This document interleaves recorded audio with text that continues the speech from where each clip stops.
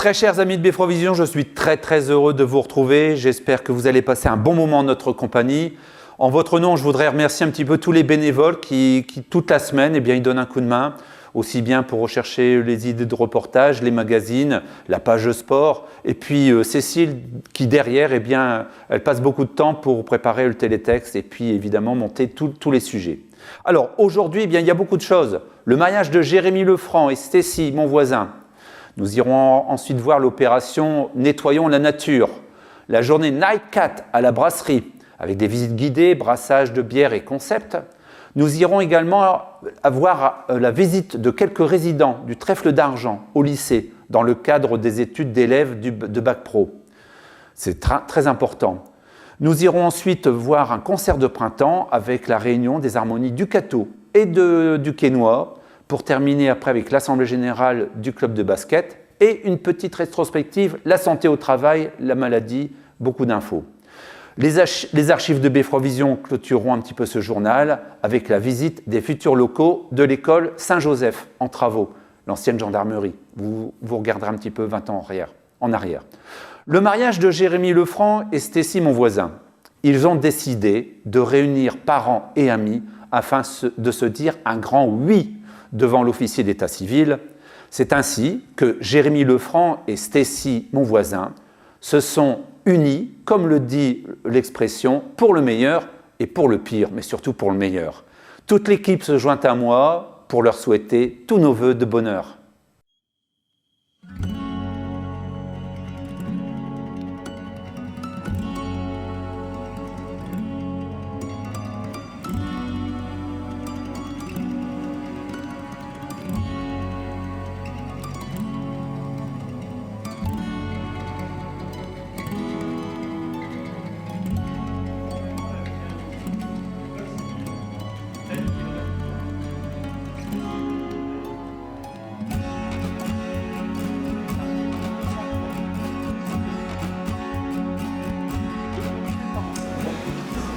Monsieur Jérémy, Jean-Pierre, Michel, Dominique Lefranc, consentez-vous à prendre pour épouse Madame Stécie, Roselyne, Françoise, mon voisin, ici présent? Oui.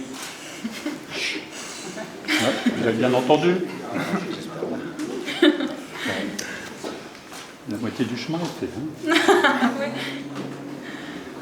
Madame Stécie, Roselyne, Françoise, mon voisin, consentez-vous à prendre pour époux Monsieur Jérémy, Jean-Pierre, Michel, Dominique Lefranc, ici présent? Oui.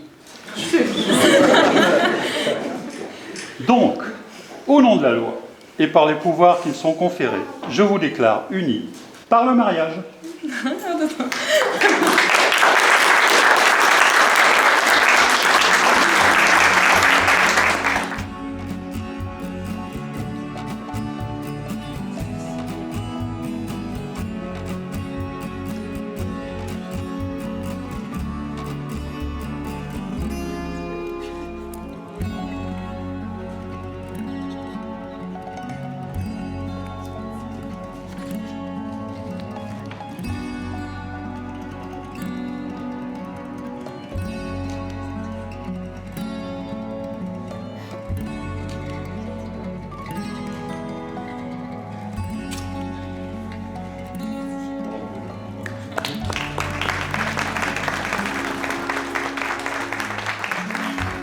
Comme à chaque année, ce 14, 15 et 16 mars était consacré à l'opération nationale Nettoyons la nature. Très important.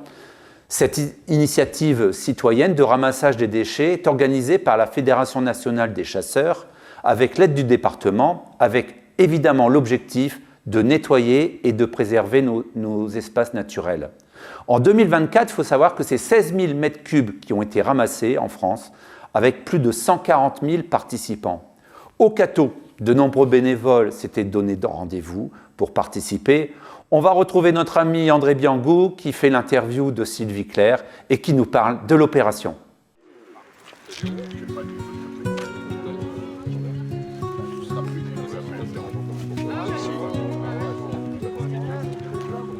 Les champs pleurent sous un soleil voilé, des bouteilles rouges sentier oublié. Les oiseaux chantent dans un monde abîmé. Ramassons tout pour le retrouver. Alors aujourd'hui, c'était nettoyons la nature, hein? Oui, c'est ça, l'opération Ville Propre, en fait, portée en partenariat avec la région Hauts-de-France. Donc, comme l'année dernière, on a réitéré l'action ce matin de 10h à midi pour nettoyer la nature et nettoyer aussi les quartiers de notre ville. Alors, on a essayé d'évaluer les sacs, les sacs d'ordures qu'on a eus.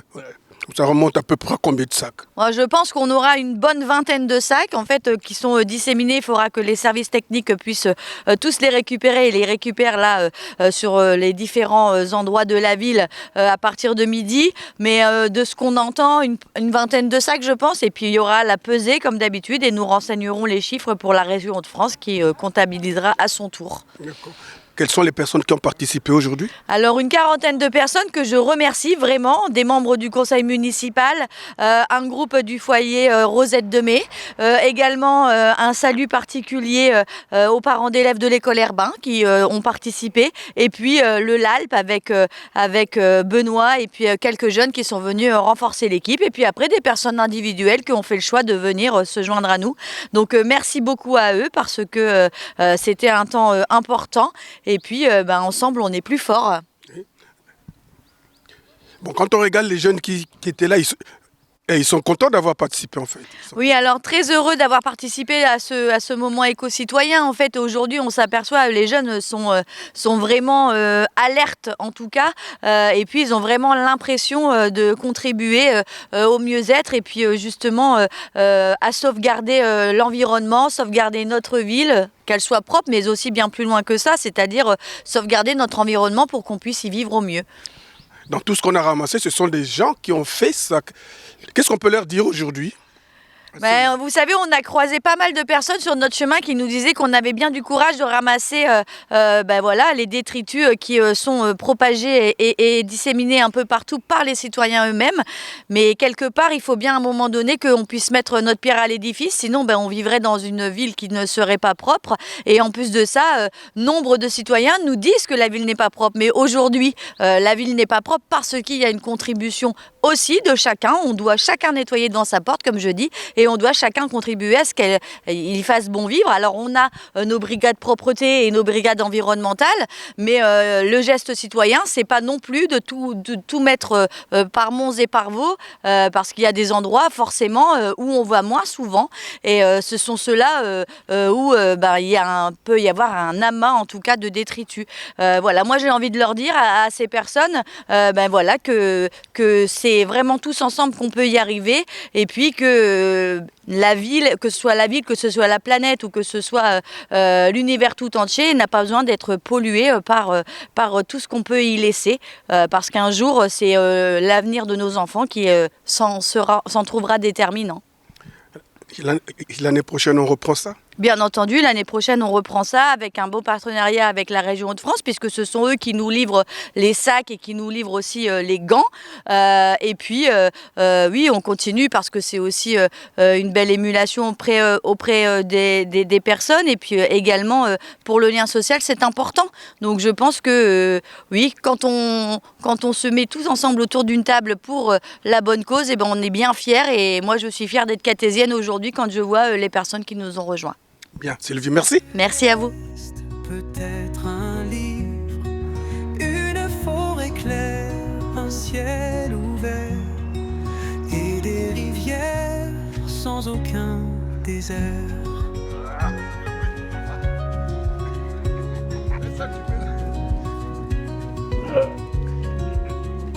Les vents soufflent, des secrets égarés, des sacs rêvent d'être emportés.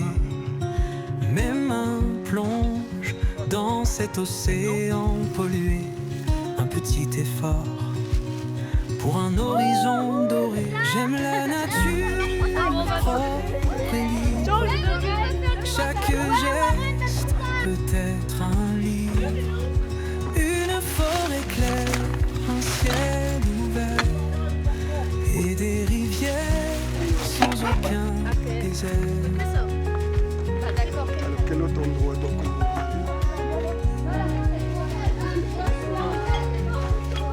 Chaque brin d'herbe dit merci. Un sourire de la vie en harmonie. Dans nos cœurs pousse un petit jardin. Commençons par ramasser ce matin. J'aime la nature propre et libre. Chaque geste peut être un livre. Une forêt claire, un ciel ouvert et des rivières sans aucun désert.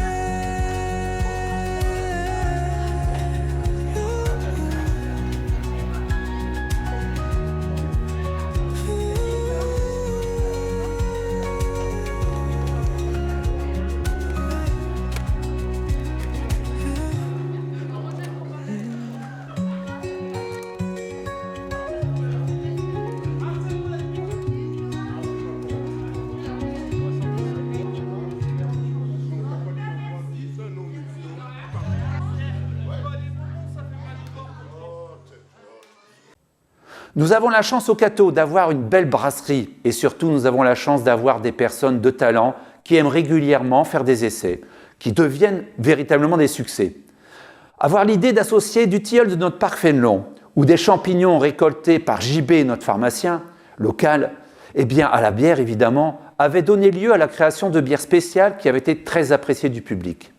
Dernièrement, la brasserie Vivat, que je recommande, a proposé une journée spéciale Nightcat, cette bière ô combien typique qui pouvait être mise à l'honneur. Visite, brassage et un concert étaient donc proposés. Retrouvons Adrien Basquin et Florent Carré, notre maître brasseur, qui nous en disent un petit peu plus. Rétine et pupille, les garçons ont les yeux qui brillent. Ah, ce jeu de dupes, voir sous les jupes des filles. Et la vie tout entière, absorbée par cette affaire. Ah, ce jeu de dupes, voir sous les jupes des filles. Bonjour, oui, donc aujourd'hui à la brasserie, en fait, on rebrasse de la Nightcat, donc chose qu'on n'avait pas fait depuis plusieurs années. Donc l'idée était déjà, il y avait une forte demande des clients. Alors nous, on avait eu un petit souci, c'est pas qu'on voulait pas le faire, c'est que la dernière fois qu'on avait brassé de la Nightcat, elle était partie en fût notamment, et juste après, tout le monde avait été confiné, ce qui fait qu'il y avait une énorme perte quand même pour la brasserie de cette bière qu'on avait dû, alors pour les clients qui connaissent et qui fréquentent la brasserie, qu'on a passé pendant un certain temps au bar, mais qui effectivement n'a pas du tout en fait été vendu au commerce comme on le fait habituellement. Donc on avait été un peu refroidi par ça. Là on a une demande, on avait un peu le temps et donc on a regardé le calendrier des pleines lunes et on s'est dit comment on fait ça. Et on va la brasser un soir de pleine lune. Donc ce soir quand les cuves tourneront, normalement la lune passera juste au-dessus de la verrière et on espère que ça donne un caractère spécifique à la bière. Mais c'est surtout pour rendre hommage au chat qui est d'une part l'ami du brasseur parce que effectivement qui conserve qui gêne à la présence des nuisibles et des rats dans les brasseries et puis ici donc pour les plus initiés on connaît l'histoire du chat qui avait été présent dans des actes notariés de la brasserie quoi. Et il y en a encore. Et il y en a encore. Alors il y en a encore. Je vais pas vous dire que ce sont les nôtres parce que c'est pas vrai. Il y a encore.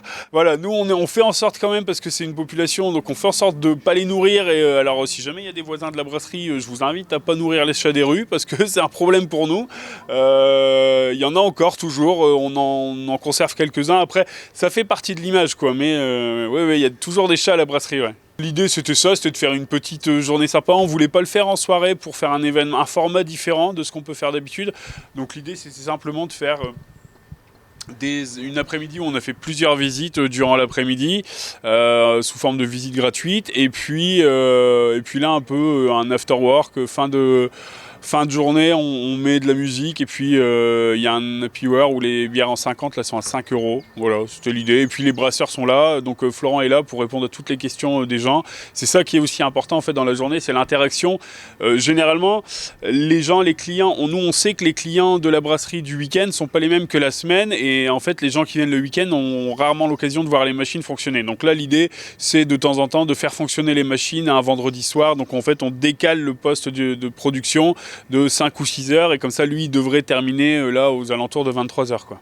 Alors en ce moment je brasse donc le symbole un peu de la brasserie qui est la Naikat. Donc c'est le symbole de chat noir qui est resté en fait longtemps dans l'histoire de la brasserie.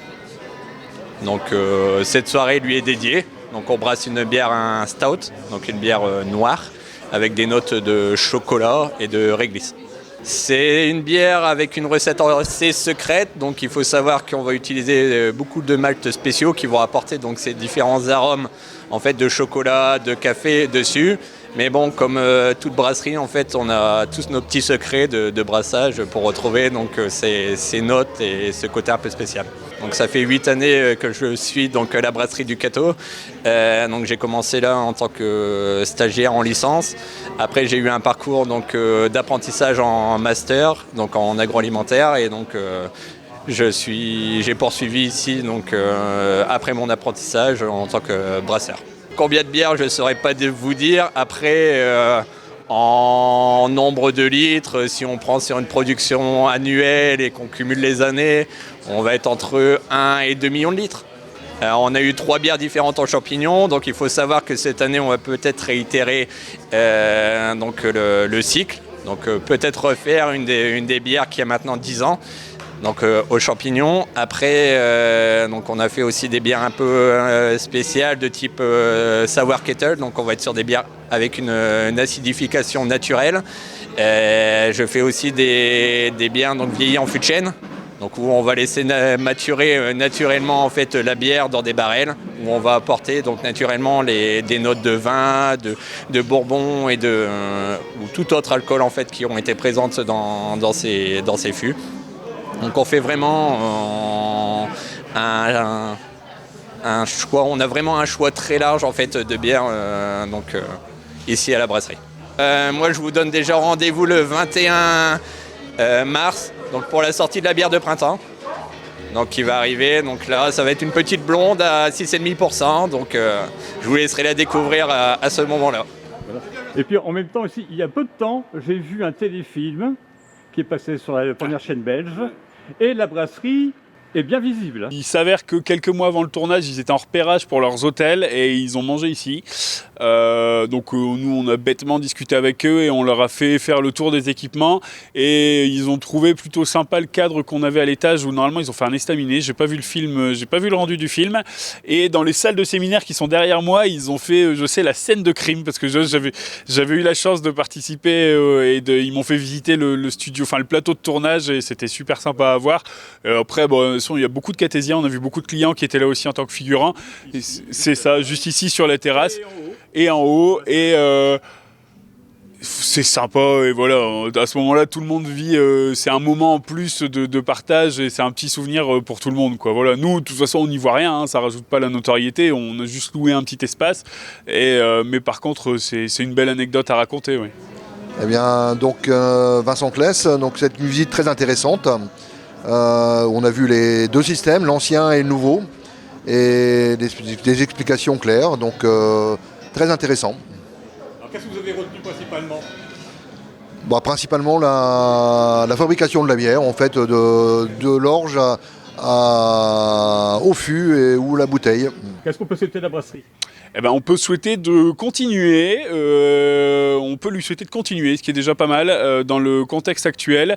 On a encore beaucoup de choses à faire, donc là cet été on peut souhaiter surtout qu'il ne pleuve pas trop cet été, et je pense comme à tous les gens qui ont une terrasse à Le Cateau et ailleurs, nous on a de la chance parce qu'on est déjà grand, mais l'année dernière on avait un musée fermé et on a eu un été très pluvieux et donc ça a été compliqué pour tout le monde. Nous, concrètement directement c'est des gens qu'on recrute pas, ça c'est sûr.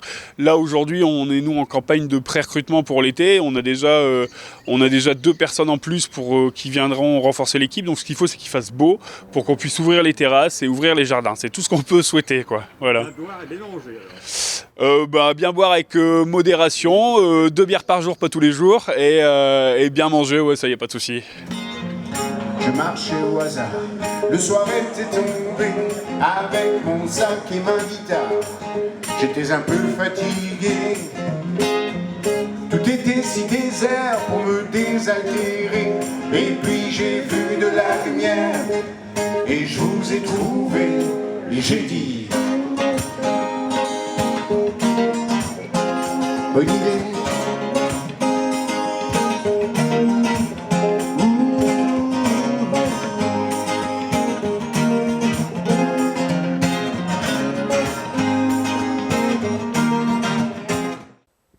Si notre Vivat est très bonne, évidemment, à consommer avec modération.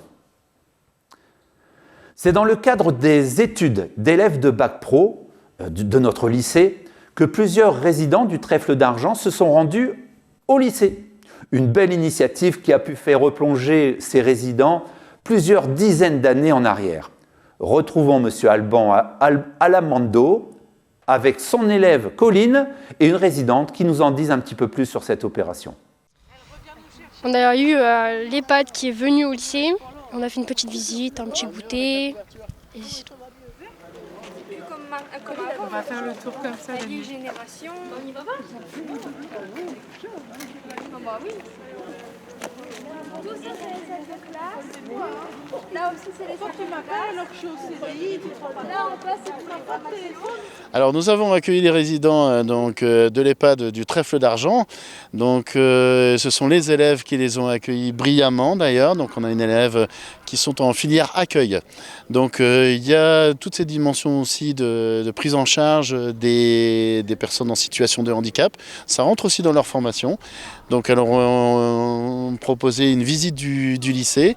C'est un partenariat qu'on a déjà effectué cette année. Et où on met en place. Donc les élèves vont de temps en temps aussi à la maison de retraite pour proposer des animations, des activités diverses et variées. On a en tête, je pense que je peux en parler, donc on a en tête, on devait faire un loto avec les résidents. On avait prévu de faire un défilé de mode. Donc toutes des actions en partenariat. Alors ça permet de mettre en valeur aussi notre filière professionnelle et notre établissement. Ça m'apporte des compétences pour le bac et pour la filière. Est-ce que c'est noté ou pas Bien sûr, tous les travaux sont évalués puisqu'ils sont en situation professionnelle. Donc ces travaux ont été évalués en fonction de leur implication personnelle. Donc on a la chance d'avoir une classe qui est fortement impliquée. Donc ça c'est très bien pour un enseignant d'avoir des élèves comme ceux-là. On a fait tout ça avec vous, oui, en début d'année. Avec ChatGPT aussi, on a fait. Alors dites-moi, qu'est-ce que vous avez pensé de cette petite visite au lycée? Très bien. J'avais jamais vu, maintenant c'est très bien. Alors qu'est-ce que vous avez apprécié particulièrement? J'ai pas eu le temps de bien regarder, parce que ça va vite. Il y a à voir. Oui, il y a à voir. C'est grand, vous avez oui, dit, c'est grand, vaste. c'est grand. Ouais. L'harmonie du Quesnoy s'est déplacée au Cateau en compagnie de notre harmonie municipale pour célébrer le printemps. Il est là, le printemps. C'est ainsi que ce samedi 15 et dimanche 16 mars, Jean-Claude Lequeux, Pascal Leprêtre et Sylvie Gilleron ont préparé depuis longue date cet événement. Ce programme permettait de faire honneur aux grands compositeurs, Jacob Dehaene, Camille Saint-Saëns, des morceaux plus traditionnels comme Paris-Montmartre, accompagnés à l'accordéon par notre cartésienne Elsa Hautecoeur, étaient au programme. Rejoignons dès maintenant Joseph Modarelli, premier adjoint, ainsi que les 3 chefs d'orchestre. Regardez ces images.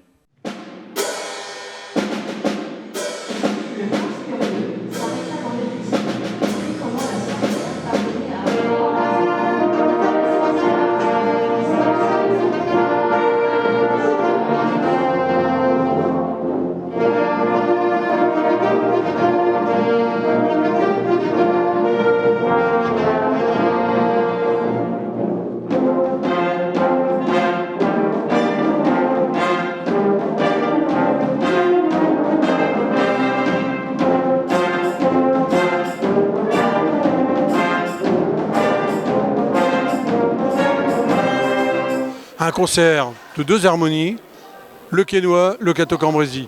Ça fait plusieurs concerts qui sont faits entre ces deux formations musicales. Donc à mes côtés, j'ai Jean-Claude, le chef de Le Quesnoy. À côté, il y a Sylvie, le deuxième chef en fait. Et puis Pascal qui est notre directeur d'harmonie de Le Cateau Cambrésis. Donc c'est un concert qui a été préparé depuis pas mal de temps. Donc nous avons maintenant l'habitude de travailler ensemble. Ça fait le 3e concert donc, qui est réalisé ensemble. Donc très belle prestation, musiciens au top. Franchement, on a passé une très très belle soirée et puis je pense que le public présent, assez nombreux pour une fois, a dû apprécier quand même le travail qui a été fait par les musiciens. Et puis une petite surprise qu'on a également réservé à un musicien en particulier, donc la remise de la médaille de la ville du Cateau Cambrésis à Lucien Loiseau.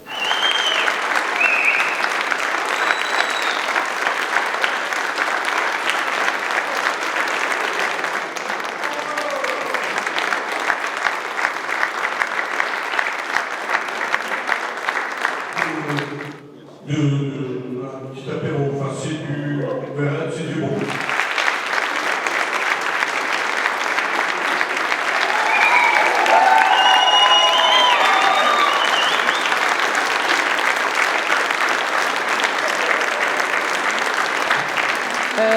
Moi j'ai passé un très très bon moment musical, que ce soit à la direction ou même aux percussions ou à la guitare basse, et je pense que le public a apprécié beaucoup. C'est un bonheur de retrouver autant de musiciens, ça fait chaud au cœur de les entendre tous ensemble. Bon, comme je l'ai dit tout à l'heure, c'est toujours un grand plaisir de venir ici au Cateau. Ça fait déjà, je pense, la 3e fois que nous faisons ce type de prestation, que ce soit au Cateau et au Quesnoy.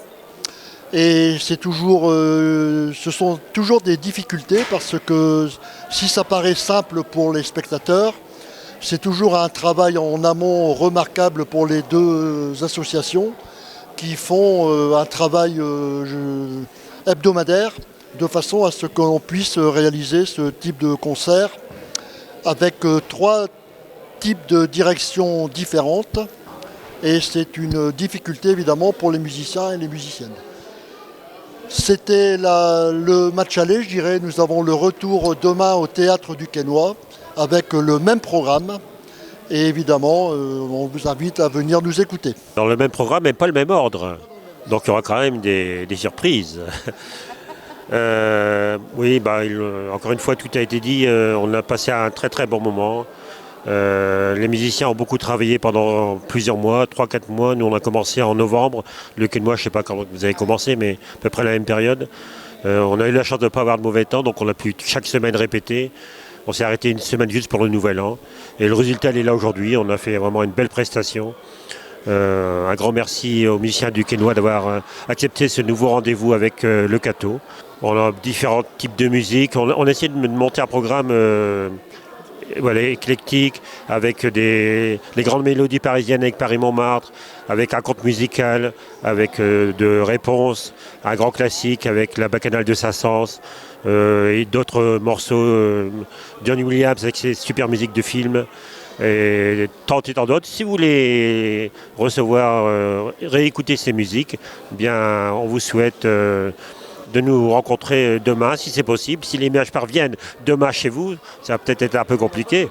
Voilà, sinon ce sera pour une prochaine fois, on verra bien. Voilà, encore une fois, merci aux Quercitins pour leur participation. Oui, je voulais simplement aussi dire qu'on avait innové un petit peu cette fois-ci pour ce concert. Donc les programmes qui ont été distribués à l'entrée ont donné lieu à une petite tombola. Et donc nous avons 3 heureux gagnants qui ont pu repartir avec un lot chacun. Donc c'était une façon communale de marquer le coup. Et puis je pense que le public a apprécié ce petit geste. Et nous avons pu voyager à travers les États-Unis, à travers la musique qui nous a été proposée. Également nous promener dans Paris. Ça n'est pas toujours évident parce que les morceaux qui ont été... c'est une promenade dans Paris que nous avons fait tout à l'heure. Donc voilà, merci encore à vous 3. Merci à tout l'ensemble des musiciens. Et puis, chaque Catésien qui verra cette émission, n'hésitez pas à venir nous écouter la prochaine fois. Et surtout, le 24 juin, pour la fête de la musique, devant l'hôtel de ville, venez, c'est gratuit, il y aura des chaises pour s'asseoir, du soleil, on l'a commandé pour vous exprès. Donc venez nous voir et nous écouter.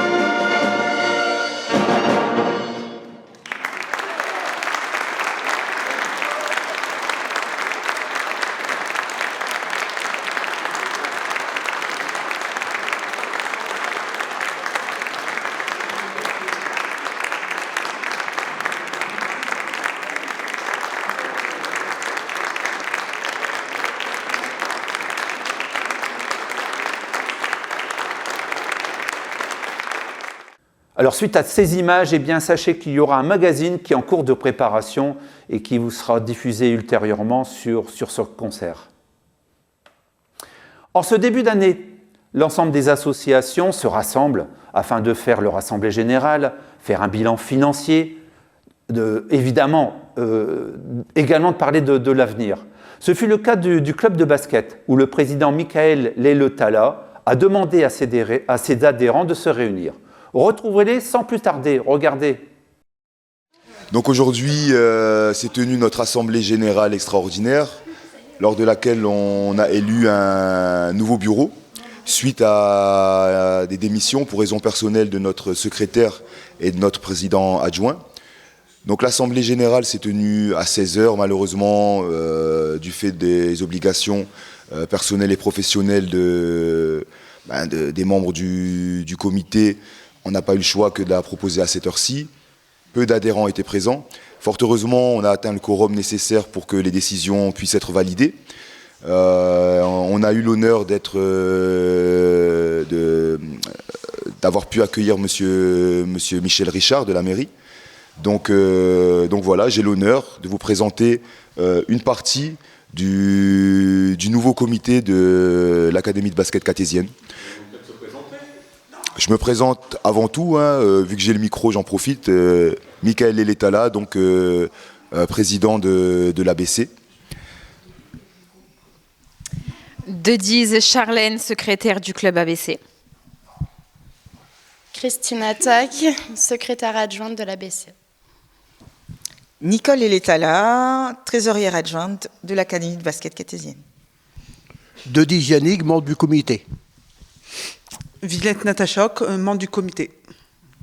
Alors, après quelques mois d'existence, en termes d'adhérents, c'est quand même l'objet premier d'une association, réunir des adhérents. On est actuellement à 57 adhérents, joueurs et bénévoles et membres du comité inclus. Donc ça correspond à peu près aux attentes qu'on avait, compte tenu de notre démarrage tardif.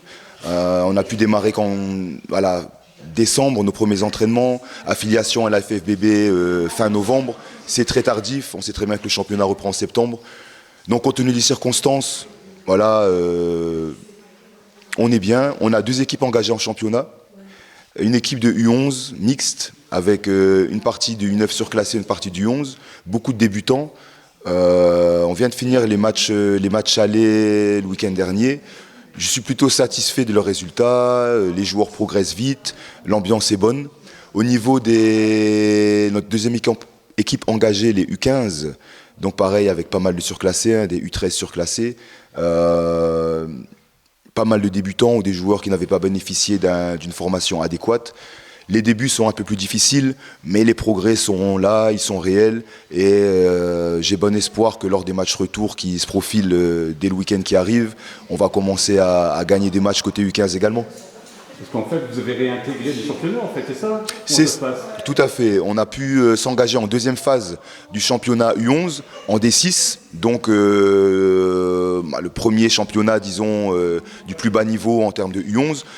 Compte tenu de l'âge et du niveau de basket de nos jeunes, c'est parfait pour nous. C'est l'occasion pour eux de découvrir la compétition. Pour nos U15, pareil, on les a engagés en deuxième phase. Donc voilà, il faut prendre en considération qu'on rencontre des équipes qui, pour la plupart, jouent depuis septembre. Donc on commençait les entraînements et les compétitions depuis septembre. Et c'est pas évident d'arriver en cours de route. Donc voilà, je félicite aussi nos joueurs, que ce soit les U11, les U15, pour leurs prestations. Ils sont courageux, ils progressent. Petit encouragement aussi pour les filles U13 qu'on avait prévu d'engager. Malheureusement, avec 5 filles licenciées en U13, on n'a pas pu les engager parce que, 5 c'est le nombre minimum de joueurs sur un terrain de basket, mais on sait tous qu'il faut des remplaçants. Qu'en cas d'absence répétée, l'équipe doit faire un forfait général, ce qu'on ne pouvait pas se permettre dans notre situation. Alors donc on ne peut qu'inviter des jeunes à venir vous rencontrer alors. Hein. Merci pour cette ouverture. C'est vrai que la saison prochaine sera très importante pour nous, ça sera notre première saison pleine. Et j'invite tous les anciens adhérents de la CJBB, tous les passionnés de basket ou les passionnés de sport qui n'ont jamais pratiqué le basket, à venir faire des essais chez nous, cette fin de saison, début de saison prochaine. Je suis persuadé que vous allez aimer l'ambiance qui règne chez nous, aimer notre mentalité. Hein. Notre objectif, c'est vraiment de former des joueurs, de former des équipes, hein, avec un vrai esprit d'équipe. Et voilà, vous êtes tous les bienvenus, de 5 à 65 ans. Donc les entraînements ont lieu. Ce que je conseille pour les débutants, pour ceux qui ne font pas partie du club, c'est de nous rejoindre le mercredi après-midi de 15h30 à 18h. On propose un entraînement commun pour les sections de U9 à U15, voire U17. Donc voilà, si vous venez le mercredi entre 15h30 et 18h, vous trouverez l'ABC au Palais des Sports. Sinon, pour les tout petits, on propose une séance le vendredi après-midi de 17h30 à 18h30. Également pour les adultes qui ne peuvent pas être engagés cette saison, on a 2 créneaux loisirs, le mercredi et le vendredi 20h, 21h30, toujours au Palais des Sports. Et tout ça encadré par plein de bénévoles. Des bénévoles qui donnent de leur temps, de leur énergie, par amour du basket et par amour des autres. Et quelques partenaires pour vous aider en plus. Hein. Ah, bien sûr, on a été accompagné par Beffroi Vision pour commencer, qui est toujours là, fidèle au rendez-vous pour nous mettre en avant. Également certains commerçants du Cateau. Mais on est vraiment heureux d'avoir pu bénéficier du soutien d'une manière ou d'une autre de pas mal de professionnels et d'habitants de la ville du Cateau. Et ça fait plaisir parce que ça nous rappelle qu'une association, c'est quelque chose qui est porté par toute une ville, par toute une communauté. Et voilà, c'est grâce à cette communauté qu'on peut être là aujourd'hui. Donc merci à tous. Venez voir les matchs. Venez voir les matchs. Prochain match prévu ce week-end, samedi 15 mars. La seule fois cette saison où on aura nos U11 qui jouent, puis nos U15 à domicile. Donc nos U11 joueront à 14h samedi 15 au Palais des Sports, suivi d'un petit match d'entraînement pour nos plus jeunes qui n'ont pas encore le niveau pour faire de la compétition, aux alentours de 15h30. Puis à 17h, nos U15 qui auront leur match retour contre Éco-d'Œuvre. Et je pressens une victoire de nos U15, la première victoire de cette saison. Alors venez nombreux nous encourager. Si beaucoup d'entre nous, le travail, c'est la santé, eh bien la santé, c'est aussi au travail. Alors, comment gérer les épreuves et la maladie tout en travaillant? C'est compliqué. Quels exercices faire au bureau pour garder la forme? Et le sommeil, c'est important. Comment trouver le bon équilibre entre vie personnelle et vie professionnelle? Afin de vous informer, nous vous proposons de diffuser un nouveau programme intitulé « La santé, c'est aussi au travail ». Regardez un petit peu, ce magazine forme et bien-être de tous ceux qui entreprennent a été réalisé par le concours de la Fondation MMA des entrepreneurs du futur. Regardez ce reportage.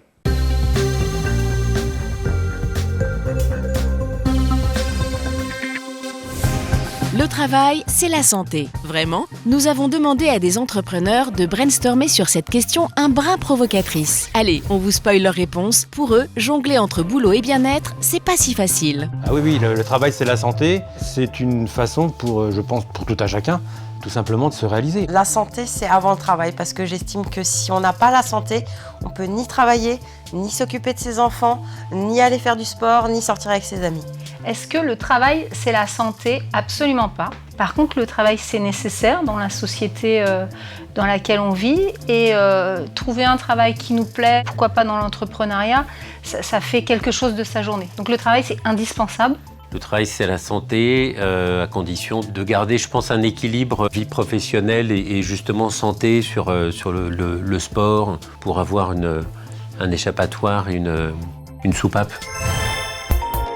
Chantal Morvan et son association CARE 13 soutiennent les entrepreneurs touchés par le cancer et les maladies chroniques. Quels défis ces derniers affrontent-ils et comment les aider à anticiper? Attention, réponse précieuse. Le travail, c'est la santé, assurément, j'en suis profondément convaincue dès l'instant qu'il est pratiqué de façon raisonnable. Les principaux défis rencontrés par les entrepreneurs et les actifs atteints de maladies chroniques sont l'isolement, principalement l'isolement, car dans ces cas-là, on se cache un petit peu, les difficultés financières et bien évidemment, ce qui en découle, le renoncement aux soins. Les mesures de prévention efficaces que je recommande aux entrepreneurs atteints de maladies chroniques, c'est l'anticipation au maximum de cette situation. Une anticipation, c'est quoi? C'est prendre une prévoyance, une bonne prévoyance, réfléchie et analysée. C'est organiser son quotidien sans soi, tout simplement, qu'est-ce qui se passe quand je ne suis pas là, mais également adopter une hygiène de vie irréprochable, car ils sont des sportifs de haut niveau, et donc l'hygiène de vie va avec. Alors mon conseil aux entrepreneurs, c'est de continuer à entreprendre. L'entreprise, c'est formidable. Par contre, il faut y mettre du slow. Y mettre du slow, ça veut dire ralentir. Ce n'est pas une course de sprint, c'est une course de fond. Il faut préparer son sujet pour pouvoir aller très loin, s'arrêter quand il le faut et repartir systématiquement. Chaque année, le baromètre de la Fondation MMA des entrepreneurs du futur analyse la santé et le moral des dirigeants de TPE, PME et entreprises de taille intermédiaire. Sylvie Bonello, déléguée générale de cette fondation, nous en décrypte les résultats. Aujourd'hui, la maladie. 71% des entrepreneurs évoquent des troubles physiques récurrents. Et 4% interrogés sont ou ont été touchés par une maladie longue. Plus des 3/4 d'entre eux, en situation de maladie longue, ont fait appel à une aide extérieure pour trouver des informations et des solutions d'accompagnement. Bien entendu, ce face-à-face avec la maladie a des conséquences. 44% des entrepreneurs ont craint pour l'avenir de leur entreprise à cause de leurs problèmes de santé et 21% ont constaté une baisse de leur chiffre d'affaires dans ce contexte. Le dirigeant reste un élément central de l'entreprise, jouant un rôle clé dans les décisions les plus stratégiques. L'organisation peut s'adapter en son absence, des talents peuvent se révéler, mais certaines décisions nécessiteront toujours son expertise et sa vision. Allez, on débriefe les points clés avant de se quitter. Le travail, c'est la santé. Les entrepreneurs disent oui, mais seulement en maintenant un équilibre entre vie pro et vie privée. Prévenez une maladie grave en prenant une bonne assurance prévoyance et en adoptant un mode de vie sain. Rappelez-vous que 4% des entrepreneurs sont touchés par une maladie longue. Pour en savoir plus et prendre soin de votre santé, rendez-vous sur le site de la Fondation MMA des entrepreneurs du futur, fondation-entrepreneur.mma. Prenez soin de vous.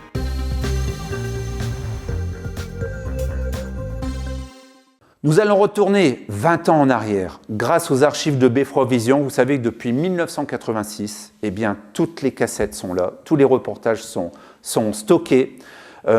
C'est très important, ça fait partie de notre patrimoine. Et cette fois-ci, eh bien, Cécile vous propose de faire la visite des futurs locaux de l'école Saint-Joseph en travaux.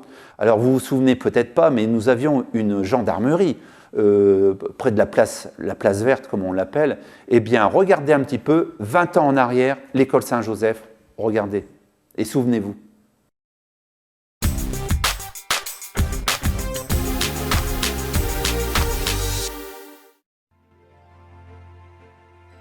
Visite des futurs locaux de l'école Saint-Joseph. Alors nous sommes devant le bâtiment des primaires de l'ex-gendarmerie qui sera à partir du 1er septembre 2005 l'école Saint-Joseph. Donc il y aura 7 classes, 4 en haut et 2 en bas, plus une salle informatique. Alors nous sommes ici dans la future classe informatique.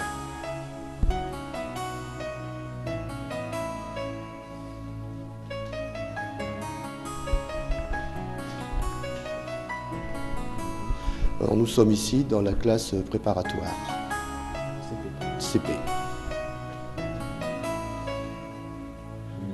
Alors nous sommes ici dans les WC filles et garçons, équipés dès maintenant d'un WC handicapé, puisque cette école est prévue pour recevoir des handicapés. Alors nous sommes dans les classes CM1.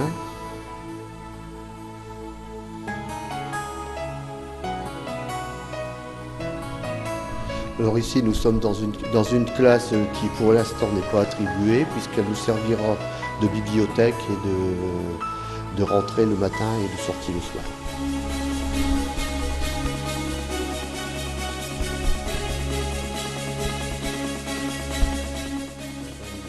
Alors ici nous sommes dans la classe des CE2.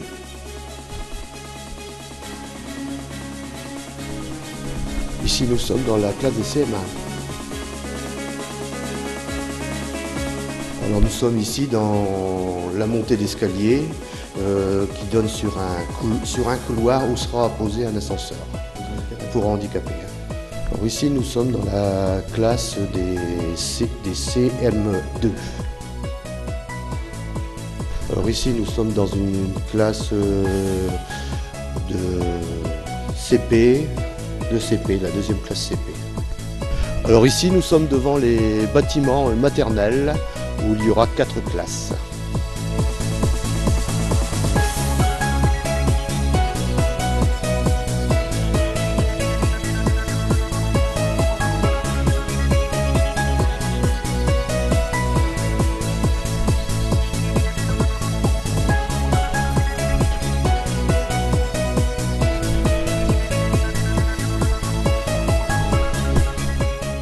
Alors nous sommes ici au pied de la rampe pour accéder au service administratif et à la cantine, vu que tout est prévu pour des personnes à mobilité réduite.